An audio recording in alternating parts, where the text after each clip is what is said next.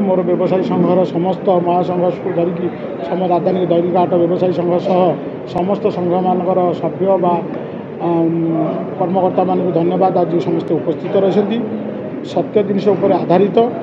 तेणु आपण मैंने हाट भितर बुलिबे समस्त जहाँ जहाँ मुझे कहि तापर आपण मैंने विजुआल नहीं पारे आउ लोक मान साथ आलोचना करेंगे। प्रथम जिनस हूँ आमर गोटे हाट संघर निष्पत्ति निगला राजधानी दैनिक हाट व्यवसायी संघर निष्पत्ति निगला जे आम गोटे मीटिंग करवा एणु मीटिंग रे पास करागला कविराज स्वाई सभापतित्व करेंगे ब्रजबंधु नरेंद्र को संपादक कले तेणु साथी किसी कर्मकर्ता करी 24/1 निष्पत्ति ने गोटे वर्ष पे एम दिज्व जदि एम गोटे वर्ष पे सफलता करी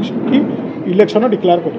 तेणु आमर निष्पत्ति करागला मत जेहेतु डाकिले मुझे गोटे वर्ष पे कहले मुझे अधिका दिन कहते मुझे राजी होई न तेणु वर्षक भितर करी सुफलित गोटे इलेक्शन करदेव आहरी भल 5-7 वर्ष इलेक्शन है बोले ठीक है मुझे गोटाए वर्ष चलैबी किंतु तापर इलेक्शन आपको डिक्लेयर करेंगे। यापर आम संघर कर्मकर्ता बसिकी गोटे निष्पत्ति करागला जे आम हाट किसी उन्नतिमूलक करिया वर्षक पे जेहेतु आसीचे तेणु प्रथम हूँ साइकेल स्टाण्ड रास्ता कर साइकेल स्टाण्ड करवा। द्वितीय हूँ परिश्रागार हाट भितर कौन जगार ना आउ सफाई होना कि रास्ता घाट को जाम माड़ी बसी तेणु से लोक मान बुझे सुझे उच्छेद कर एमती उच्छेद प्रतिक्रिया चलला मोर जड़े सहकर्मी जड़े ऋषिकेश ओझा और तापस दल मत प्रस्ताव देले सम्मति कर ये गेट मुहर 10 जनकर करना तेणु दैनिक व्यवसायी 387 जन अच्छा भितर 10 जन करेंगे मुझे मना करी सेमती कथा नुह ना सी पूर्व सभापति खास लोक से जिते डाकती ये घर को जाती मुझे सेमती किसी ना समस्त व्यवसायी मान खास लोक तेणु व्यवसायी जो मैंने करुँच सी जी तो शासन गादी आसो सी समस्ते माने से जोटिक डाक से तेणु किए कहार एबले खास लोक होगी रही ना कि रे ना तेणु से ना पुराब ना जो दिन मुझे करदेली मोर संघर कर्मचारी की कहली से ना गुरा सब पुरेगी तुम्हें आईडेंट कार्ड कर सी से दिन मो उत्पुक्त होगी आउ कौन कम जोगदेले कि मीटिंग आसिले आम निष्पत्ति कलु जेहेतु न आसिले से आम भांगिकी आम एमसी पचारू आप 2टा परिश्रा एपर्यंत करना आम 9टा जाक गेट निज पैसा कर निज पैसा करूँ सी हाँ भले जोटा हम कि नीति नियम करेंगे किंतु भूल बाटप किसी करेंगे ना आम लोक से जाकि सब इनक्वारी करेंगे तेणु बीएमसी लोक को आम धरी बीएमसी साथी रही सहमति रक्षा करी बा निज भितर कोऑपरेशन रक्षा करी आम कम आरंभ करूँ। गेट नंबर 1 आरंभ कलु किसी लोक 18 लाख टका खर्च होती 10 लाख टका पाखापाखि लोक देते कौ कौ कम हो से कहीं ना बोली अलरेडी देते किसी कम हो भल कम हो तेणु ताकर मन खुशी होती सी देते तेणु द्वितीय नंबर गेट कम हो खाली गेट भिड़ा गेट लगे तृतीय नंबर हो ना पड़ जाए तृतीय नंबर गेट चतुर्थ नंबर गेट जो भंगा ही कम कला से गोटे आप्लिकेसन देते आम ना एपर्यंत पुरोना कि आमको मिलूनी आम कौन करूँ आम 40 वर्ष है बुझे मुझे देखला 4 जन विधवा स्त्री लोक से भी ये उपस्थित अच्छा आप सब से सेक्रेटरी कहले ना कह आम ये करानी आम गोटे जगह सेपटे अच्छे आम सुसा को कहले सी गोटे जगह सेपटे अच्छी आम जेन्स परिश्रा करदे यहीटा को लेडीज परिश्रा ये खंडिए मात्र करदे 6 फुट 6 फुट अवश्य जगह तक बांटिकी दे मुझे बांटिकी देदेवा कि गेट नंबर 4 जो खर्च हम किए दब आम पाखे तो पैसा नहीं आम खाली सब जहाँ तो आनी मागिचे आम किसी दौचे मागिक आनी दौचे से निष्पत्ति है खाली खर्चटा बहन करेंगे जी गेट उपर खर्च हम आजबेस्ट पड़ो बहन करेंगे एणु आम लेडीज परिश्रागार से करदेलु जेन्स परिश्रागार आप जी देखिए 10 गोटी परिश्रागार माने ये परिश्रा कला भाया कम चली सब चलती या नहीं गोटे बद बाहर कले से माने गेट माने परिया मार्केट कहार आउ लक्षाधिक टंकार घर पेंडी बिक्री करा जाउची बीएमसी जानी शुणी चुप आउ 1 नंबर हाटर परिश्रागार को परिया बाबू माड़ी बसे एगुटा बाहर बुझे तू ये तेणु आप ये जीवे देखिए जे तृतीय नंबर चतुर्थ नंबर गेट्रे खाली लेडीज परिष्कार रही जेन्स परिष्कार रही ये 7 जन व्यवसायी 10 जन व्यवसायी एवं भी अच्छा आपड़ ने आम 5 टଙ୍କା मागिचु ना सी सब जी दौरान आउ संघर जो पैसा दौरान आपड़ भल रकम जानते जोटी संघ समिति अच्छी से किसी कलेक्शन हुए पैसा न आसो जदि संघ समिति चलो केमी तेणु संघ समिति उपर आमर मेडामेंट को कही आम उपर गोटे मंदिर या तार बाड़ भी या से घरटा को बाड़े भांगिकी जेहतु महासंघ माने आम संघर ऑफिस ना ठाकुर आगे ऑफिस होती ऑफिस घर कराब बोल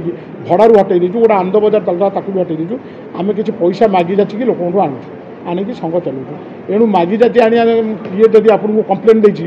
ଆପଣ ଟିକେ ଖାଲି ଯାଇକି ଆମର ଟୁଲା ବାବୁ ବା ବଜ୍ରଗିଳା ମାଲିକ ଯିଏ ଅଛନ୍ତି ବରଦା ଶତପଥୀଙ୍କ ସହିତ ଆଲୋଚନା କରନ୍ତୁ। ସିଏ କାଲି ଯେଉଁ ବାଇକ୍ଟି ଦେଇଛନ୍ତି ସେ ବାଇକ୍ଟିକି ଦେବା ପାଇଁକି ଯେଉଁ ପ୍ରତିଶ୍ରୁତି ଦେଇଥିବେ ଯେଉଁ ଲୋକ ଦେଇଛନ୍ତି ତାଙ୍କୁ ଆଣି ଆପଣଙ୍କ ସାମ୍ନାରେ 1 ନମ୍ବର ହାଟରେ ବ୍ୟବସାୟୀ ସମିତିରେ ଆଲୋଚନା କରନ୍ତୁ। କବିରାଜ ସ୍ୱାଇଁ କାହାକୁ ପାଲି ବିକିଛି ମାତ୍ର ତ 7 ମାସ ହେଇଥିଲା ମୁଁ ଆଇଛି ସଭାପତି 19 ବର୍ଷ ହେଲା ମୁଁ ନଥିଲି ଆଜ୍ଞା 2005 ମସିହାରୁ ମୁଁ ରିଜାଇନ୍ ସେକ୍ରେଟାରୀ ଦେଇକି ମୋ ବ୍ୟବସାୟ ଭଲ ମୁଁ କରୁଥିଲି ମୋତେ ଡାକିବାରୁ ମୁଁ ଆସିଛି। ଯଦି 7 ମାସ ଭିତରେ ମୁଁ କେଉଁଠି କାହାକୁ ପାଲି ବିକିଛି ଯିଏ ଯେଉଁଠି ବହିଛନ୍ତି ମେୟର ଯେହେତୁ ଆସି କହିଲେ ଯେ ନାଇଁ ଜରିଗୁରା ଯେଉଁଠି ପଡ଼ିଛି ଅବାଗିଆ ହେଉଛି ତେଣୁ ଆପଣଙ୍କର ଯେଉଁଠି ସୁବିଧା ହେଉଛି ଆଜବେଷ୍ଟ ପକାଇବାକୁ ପକାନ୍ତୁ କିନ୍ତୁ ଜରି ବାନ୍ଧନ୍ତୁ ନାହିଁ ହାଟ ଭିତରେ। ଜରିକୁ ହଦ୍ କରାଯିବ ବୋଲି ଆମେ ବ୍ୟବସାୟୀମାନଙ୍କୁ ସମୟ ନେଇଛୁ। କାଳୀ ପୂଜା ସରିଲା ପରେ ଆମେ ସେ ଜରି ସମ୍ପୂର୍ଣ୍ଣ ହାଟ ଯାକ ହଟେଇବୁ। ତେଣୁ ଯଦି ମୁଁ କେଉଁଠି ନେଇଛି ତାହେଲେ ସେମାନେ ମୁଁ ଯେହେତୁ ମିଡ଼ିଆ ଭାଇ ମୋର ଜଣେ ବାହାର କରିଛି ମୁଁ ତାକୁ କହୁନାହିଁ ସେ କାହିଁକି ବାହାର କଲା ତେଣୁ ତାଙ୍କ ସାଥିରେ ଟିକେ ଆଲୋଚନା କରନ୍ତୁ। ନହେଲେ ଯଦି ସତ୍ୟତା ନାହିଁ ତ ସେ ଭିଜୁଆଲକୁ ବନ୍ଦ କରନ୍ତୁ। ବିନା ପ୍ରମାଣରେ କ'ଣ ନ୍ୟୁଜ୍ ଅଛି ତାଙ୍କ ପ୍ରମାଣ ତାଙ୍କ ସାଥିରେ ଟିକେ ଆଲୋଚନା କରନ୍ତୁ। ମୁଁ ଆଗକୁ ବଢ଼ିବାକୁ ଚାହୁଁନାହିଁ। ଏଣୁ ନହେଲେ କାଲି ସକାଳେ ଧର ମୁଁ ଯଦି ଏଥିପାଇଁ ଆତ୍ମହରା ହେଇଯିବି ମୋ ନାଁରେ ଏଭଳିଆ ସଙ୍ଗିନୀ ସେ କହିଛନ୍ତି ଏଠି ଖାଲି ନାହିଁ ମୋ ଗାଁରେ ବି କହିଛନ୍ତି। ମୋ ଗାଁ ଆପଣ ସୁନା କ'ଣ ମୋ ବାଲିଯାତ୍ରାଟାକୁ ଡିଭିଟ୍ କରିବାକୁ ଚାହୁଁଛନ୍ତି। ମୋ ବାଲିଯାତ୍ରା ଯେଉଁ 1 ନମ୍ବର ବାଲିଯାତ୍ରାଟାକୁ ନଷ୍ଟ କରିଦେବା ପାଇଁକି ଗୋଟେ ଚକ୍ରବ୍ୟୁହ ତିଆରି କରିଛନ୍ତି ନହେଲେ ଅନ୍ୟ କିଛି ନାହିଁ। ଆଉ ଅଯଥା ଆମର ପୂର୍ବତନ ସଭାପତିଙ୍କ ନାଁଟାକୁ ନେଉଛନ୍ତି। ଆଜି ସକାଳେ 2 ଜଣ ଓକିଲ ବି ମୋତେ ଫୋନ୍ କଲେ ଆରେ ଏ କାମ କ'ଣ ଗୟା କରିଛି ମୁଁ କହିଲି ନାହିଁ ଏଇମାନେ କରିଛନ୍ତି ଗୟା ନାଁଟାକୁ ମିଛରେ ଜାଣିଛି। ସେ ବାବୁ ଯଦି ମୁଁ ଆପଣ ଚାହିଁବେ ବଜ୍ରଗିଳାର ରିପୋର୍ଟ ଦେଖାଇଦେବି ଗୟାଧର ସ୍ୱାଇଁ ଆଉ ମହାମାୟା ସ୍ୱାଇଁ ଆଉ ଅଶୋକ ପଣ୍ଡା ନାଁରେ କେତେ ଖରାପ ବ୍ୟବହାର ସେ କରିଥିଲେ ଏଇ ତାପସ ଦଳେ ଓଝା।